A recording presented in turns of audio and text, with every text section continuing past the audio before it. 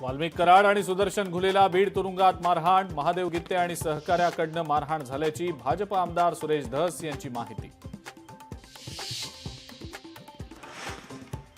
बीड कारागृहातनं महादेव गित्तेला दुसरीकडे हलवलं। गित्तेची छत्रपती संभाजीनगरच्या हर्सूल कारागृहात रवानगी। बीड कारागृहातल्या 2 कैद्यांमधल्या हाणामारीनंतर खबरदारीचा उपाय। संतोष देशमुख हत्या प्रकरणातला आरोपी वाल्मिक कराड चित्रपट निर्माता असल्याचंही समोर। कराडकडे इंडियन मोशन्स पिक्चर्स प्रोड्युसर्स असोसिएशनचं ओळखपत्र। बीड मशीद जिलेटिन स्फोट प्रकरणाचा तपास एटीएसकडे। घटनास्थळावर एटीएसच्या पथकानं केली पाहणी। कुणाल कामराच्या अडचणीत वाढ। चौकशीला गैरहजर राहिल्यानं पोलीस कुणाल कामराच्या घरी। खार पोलीस कुणाल कामराच्या माहीममधल्या निवासस्थानी दाखल।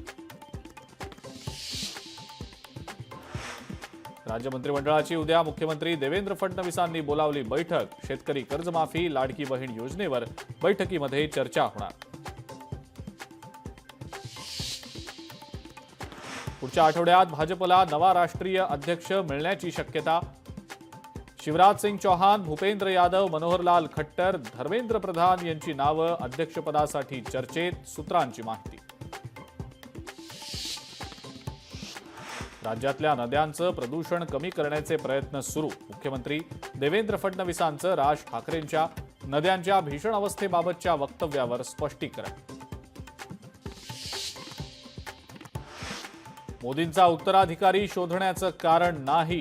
खासदार संजय राऊतांच्या वक्तव्यावर मुख्यमंत्री देवेंद्र फडणवीसांचं स्पष्टीकरण।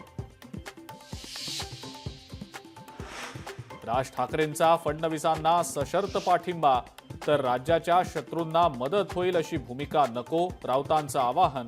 सर्वांना विचारात घेऊन राज्य चालवण्याचं उद्दिष्ट। फडणवीसांची प्रतिक्रिया। आणि राज्यामध्ये पुढचे 3 दिवस अवकाळी पावसाचा इशारा। कोकण, मध्य महाराष्ट्रासह मराठवाड्यात पावसाचा इशारा। वादळी वाऱ्यासह गारपिटीचाही अंदाज।